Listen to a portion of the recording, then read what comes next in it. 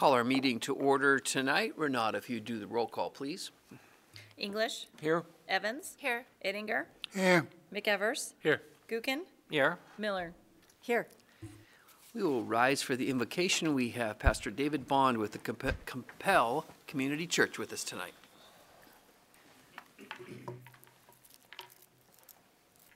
Council members, thank you for allowing me to be here with you guys this evening. Shall we pray together? Heavenly Father, these are our city leaders, Lord. I pray blessings and favor on each individual that's standing here before me, Lord, and I pray blessings also on their family. Father, I pray for wisdom for each one of them as they face these decisions. Father, I pray that they would always draw on their experiences but look to you for wisdom. Father, I pray that they would be mindful to make decisions for the greater good, for long-term positive impact. Father, and I pray as a council that they would embrace their differences but make unity a priority. Father, I pray that they would be mindful in the protection for the people. I pray that they would have conviction to stand for what is right. Father, I pray for each member in a deep compassion and care for the broken in our area. Father, I pray that there would be maintenance and that they would remain influential but also able to be influenced by sound reason. Father, I pray that they would be a council quick to listen but deliberate to make decisions. Father, I also pray for all the newly elected officials that just took office, Father. I pray with this council and them that there would be a well-maintained, fruitful, working relationship, Lord. Father, and I also pray under this council's guidance that we would be a model community known for the way it facilitated and managed growth while still maintaining the quality of life and community values. Let us all be individuals that look to honor and glorify you in all that we do. It is in your name we pray. Amen. Amen. Amen. Would you lead us in the pledge, please? I pledge allegiance to the flag of the United States of America and to the republic for which it stands, one nation, under God, indivisible, with liberty and justice for all.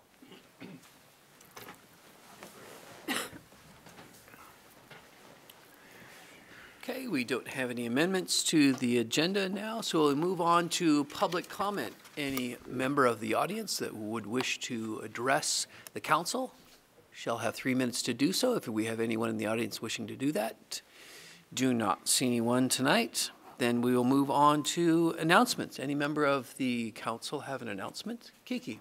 Just a quick update. Today was the NIBCA Joint Government meeting, and I learned that NIBCA Education and Outreach Committee is working with the Department of Labor and another statewide group to put together a day in April. There'll be more information about this, but this was just, I thought I'd bring up so some of the department heads and council would know that what they're trying to do is really address the lack of upcoming workforce in the trades.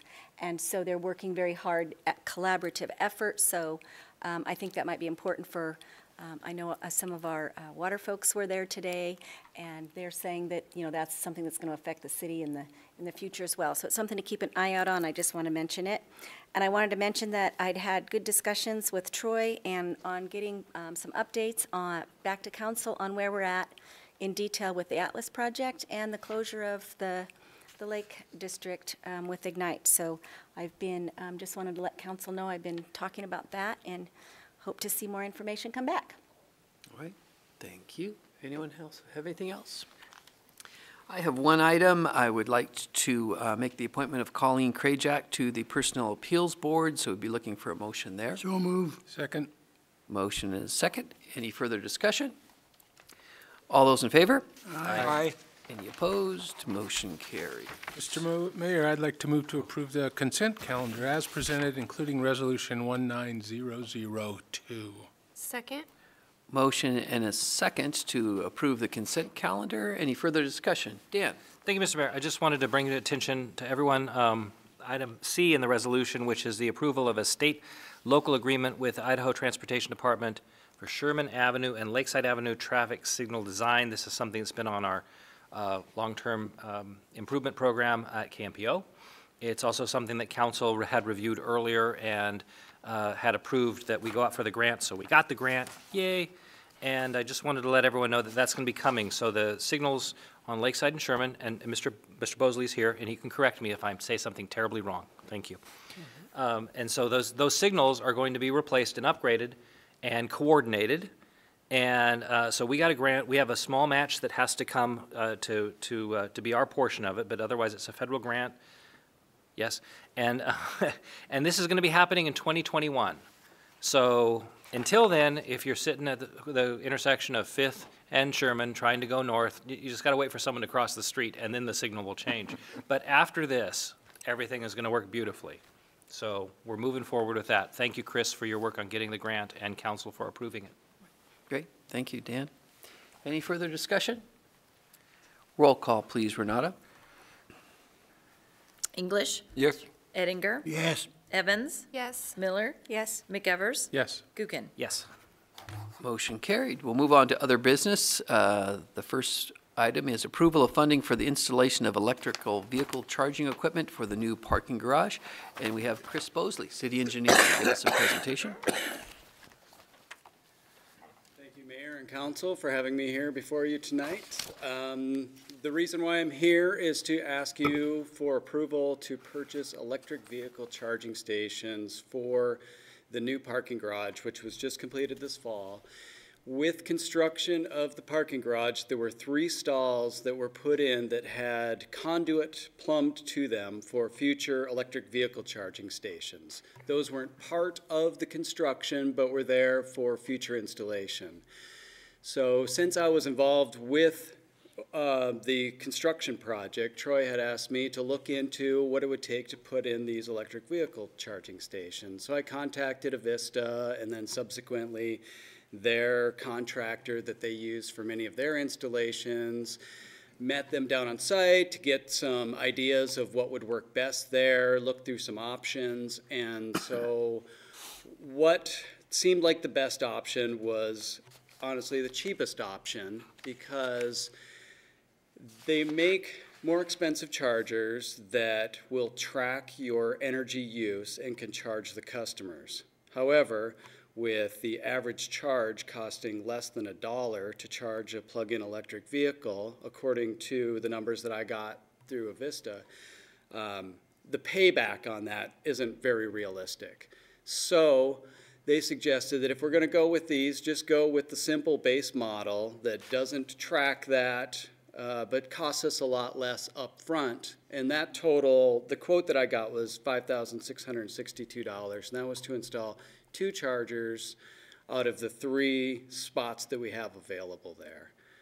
And so with that, we would have the ability to charge 2 cars at a time. So I'd stand for any questions, because I'm sure you've got lots. Okay, questions for Chris? Woody? So there's no payback on this one because it's free? Correct. Okay. Other than the charge to park in the parking garage during that time. Okay. So I have to ask, because I don't have an electric car, is that 3rd spot going to have gasoline for my car? No plans that I've known of. Even no. at $2.50 a gallon, there might be a payback there. Right. Okay, so I just have to ask, because Yeah. I get it, but this electric car thing, this was in the plan but not paid for in the plan. Is that correct? And why was that? I think it was just not included because to keep the cost of the parking structure down, and because it allows us the flexibility to go with what would work best for us, or at a time that would work best for us, such as the gates and pay stations that we put in. Those weren't included, but it was all plumbed for it, and then we purchased those separately and installed them. So similar deal. So Ignite doesn't pay for this? This isn't in the Ignite budget for the parking garage? It is not. Reportedly, this would come from the parking fund. Okay. So you think electric cars are the future? Go ahead. I don't know if they are. I think that there's a great potential for them in the future, with gas prices being down around $2.35 a gallon or whatever it is right now. It doesn't seem very likely, but when it was around $4 a gallon, it seemed more likely. I did a little bit of research to find out how many electric vehicles we have around here. And in Kootenai County, we've got 84 of them that are registered through, through Department of Motor Vehicles.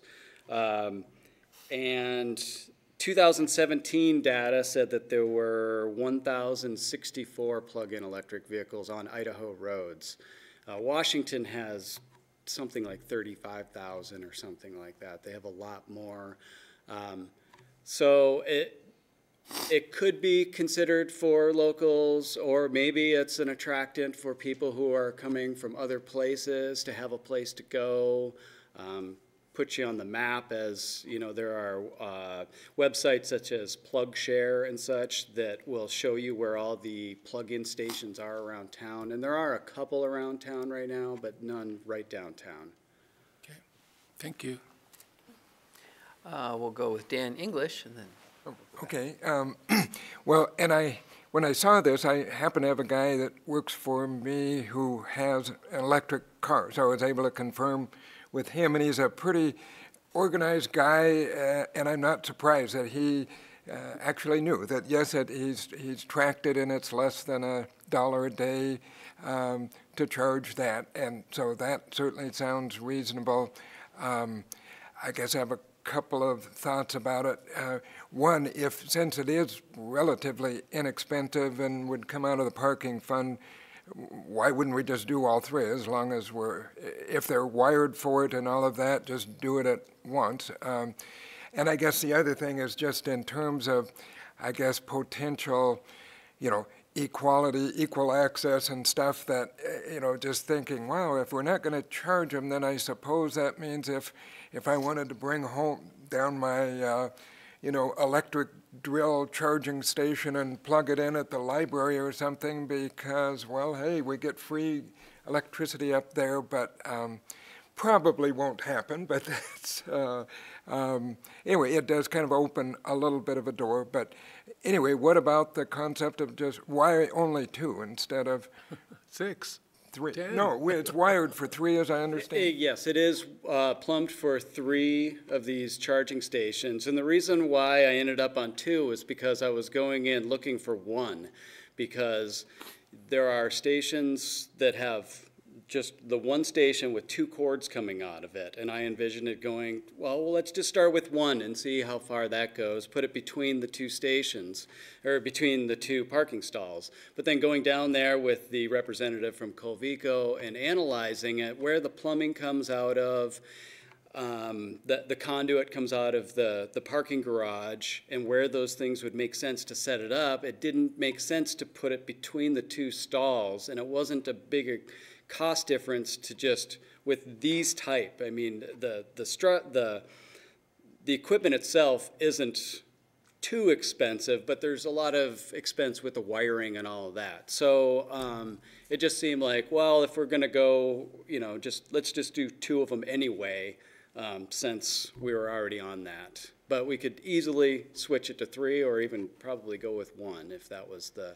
Well, I guess my final comment is I am supportive of this, and I do think that, yes, it may attract some folks. So I guess when we get down to the final decision, I would certainly be happy to make a motion to just say, let's go for 3. But Dan. Thank you, Mr. Mayor. Will these parking spaces be restricted? Yes. As part of the quote, they would also be designating them with signs that they are for electric vehicle charging only. They talked about ways that we could get people to move by putting a time limit on there, but that wouldn't be policed at all. But then also the stripes are painted green to symbolize that that's an electric vehicle charging stall only. So you just answered my next question, which is there's not going to be any enforcement of that, will there? Correct. So if someone shows up and there's, a Blazer parked there, and they want to park their little green vehicle, they're kind of out of luck. You don't mess with Blazers. Come on now, Dan. Tried to just think of a big old honking car that could not be electric. And so you answered the other question I had, which is there are 84 battery-powered vehicles that could use this in the county. Yeah, registered in the county, Registered in plug-in the electric county. vehicles. Plug-in electric vehicles, only 84 out of what, how many? Do we know what the total number of registered cars is? I don't. Assuming this is Idaho and knowing that everyone has 5 cars, it's Right. probably huge. Which means that 84 cars are probably only owned by 20 people. Also, yeah, is this, and Dan kind of hinted about this with his drill, his drill charger. Are these things, I mean, and I don't know if you have electrical knowledge to this, but could someone hack these things and like charge their phone or something? I don't think so because the plug-in is specific to the vehicles. Okay. And then there are also different kinds of vehicle charging plug-in types, but from what I was told, generally people with plug-in electric vehicles will have those adapters with them. Oh. Is it 3-phase? I don't know. You don't know that? What would be the cost to add one more?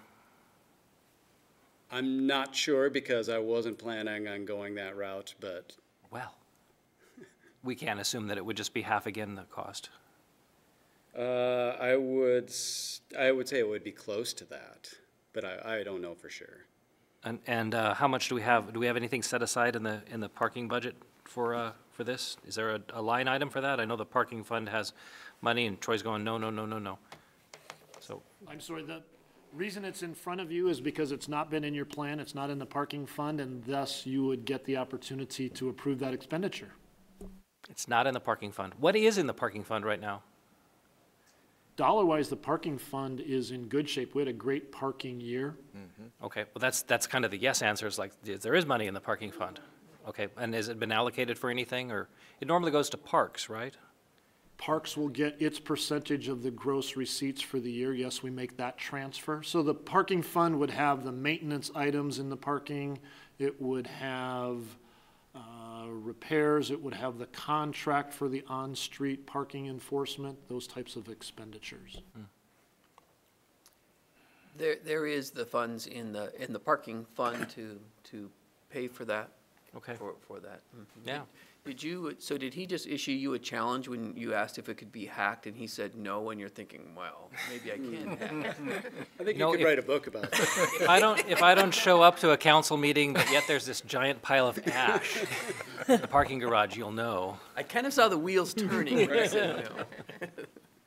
I Kiki, did you I have just something? had one question. Chris, was there something that brought this forward right now at this time, or is this just, No, just completion of the parking Okay. garage. there wasn't a request or a question about it? No. Okay. I would just add that this is an amenity, it's a service, similar to if we have a bike pump station along the trails or something like that.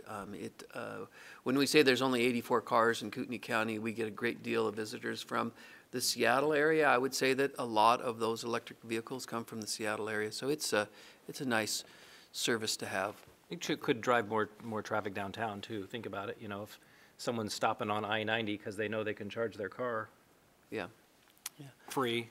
Any other questions, Dan? Well, I guess I would just, a final comment that, over the years, usually there's been more of a kind of a backlash that down the road, well, why didn't you do that, at the time that you first had the chance, and kind of anticipate some growth. So if it's appropriate at this point, I would like to make a motion to approve funding for actually the full 3 stalls. Second. Dan, could you add a not-to-exceed value on that? So, because we don't have the price. Chris, the price for 2 is? It was $5,662. That was the estimate from Colvico. So if you just take half of that, add that to there, it's roughly not to exceed $8,500. Do you think that's doable? Yes. Okay. Yes, that's Thank you. agreeable. Okay, so that's his motion, and Kiki seconded Agreed, that. Any further discussion? So Woody, there's 3 opportunities to get charged for. I'm gonna have to go electric here. All right, so there's a motion, a second. All those in favor? Aye. Aye. Any opposed? Motion carried. Thank you, Thank you. Chris. How often do you ask for something you get more than you asked for? Doesn't happen very often. Back later. Yeah. Yeah, dump Special trucks. moment. Dump trucks. Okay, so we will move on. We have a public hearing tonight. This is a legislative hearing of vacation V-18-09, vacation of a pedestrian access, the 10-foot strip of land known as Lock A, Block 2 of Bentwood Park, 3rd Edition, in the city of Coeur d'Alene. We have a sign-up sheet. We currently don't have anyone on that sign-up sheet, but we'll see how it goes. And we will turn it over to Dennis Grant for the staff report. Thank you, Mayor and Council, and good evening. Like the mayor said, we do have a vacation coming up here tonight, and the decision point would be for you, should the city vacate the pedestrian access that adjoins the east boundary of Charles Hartsea's property on 1942 East Preakness Avenue. And we do have an aerial there for you. So I'll just circle it with my little cursor there. That kind of gives you a general location there off of between 15th Street and 22nd there off of Thomas Lane. And so to be specific, right between Pine Hill Drive and 21st Street, that's where it's located. So the requested pedestrian access was originally dedicated to the city of Coeur d'Alene in the Bentwood Park 3rd Edition plat in 1982. The vacation of the requested pedestrian access would not have any financial impact on the city and would add about 1,615 square feet to the county tax roll. Although a minor amount, it would be a benefit to the municipality as tax revenue and to the landowner whose lot adjoins the strip of usable property, The purpose of this request is to vacate the unimproved pedestrian access, and the two property owners, right here, these two property owners, to the east of the proposed area to be vacated have relinquished their interest to their half of the area. The subdivision was to install the sidewalk and chose not to. I don't know all the reasons back in the day, 1982, when I don't know all the reasons, but it's never been developed. I did call the owner, Charles, and asked him about traffic there, foot traffic, and as far as he knows, nothing. He's looked there in the snow, and all he sees is deer tracks, so never any footprints. So I know somebody had a question there. So there are no existing utilities in that access area, and therefore the vacation of this access joining this lot would not impact the city, and the development review team was informed about this vacation. So the recommendation is to council to approve the vacation action per Idaho Code Section 50-1306 and to vacate the property to the applicant Charles R. Hartsea. Oh, thank you. We did send out 33 certified mailers, and 6 responded, 4 in support, and 2 neutral, and 0 opposed. I thought that was interesting. That was good. Usually we don't have that many. Usually there might be 1 or 2. And this time we had 6, so I thought it was pretty good.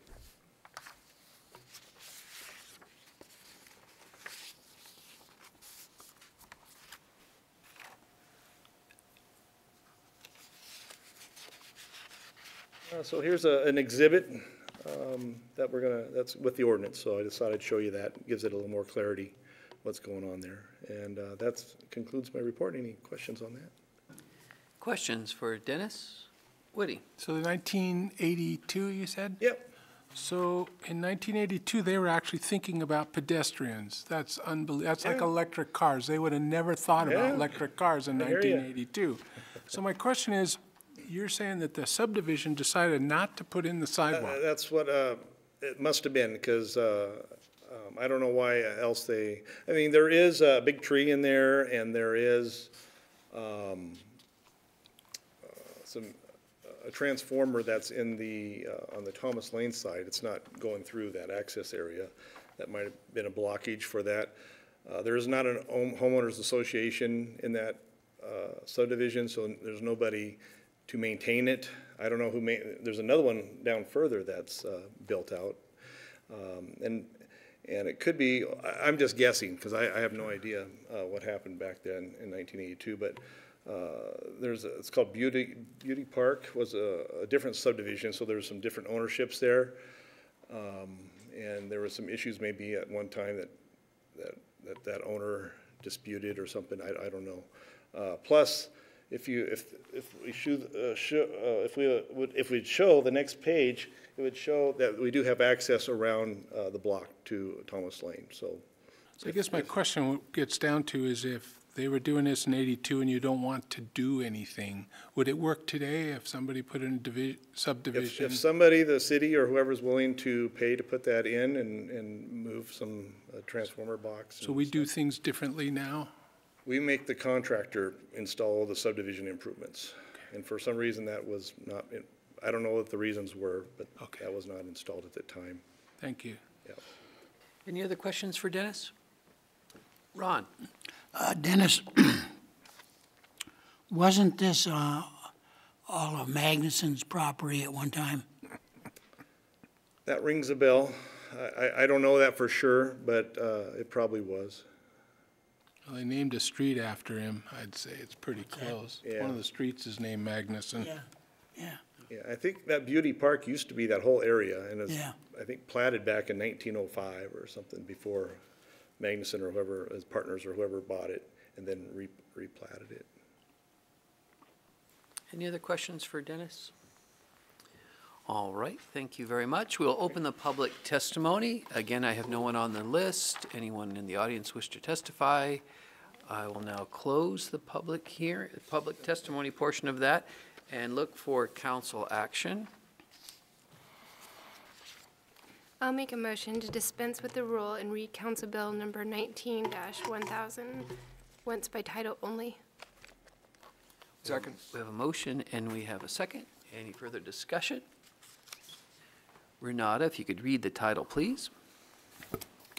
Council Bill 19-1000, an ordinance of the City of Coeur d'Alene vacating a pedestrian access recorded in Book 1, pages 413, 413A, 413B, and 413C, records of Kootenai County, generally described as a 10-foot wide strip lying east of and adjoining Lot 9, Block 2, Bentwood Park, 3rd Edition, in the City of Coeur d'Alene, located in the northwest quarter of Section 6, Township 50 North, Range 3 West, Boise Meridian, City of Coeur d'Alene, Kootenai County, Idaho, repealing all ordinances and parts of ordinances in conflict herewith, providing a severability clause, and providing for the publication of a summary of this ordinance and an effective date hereof.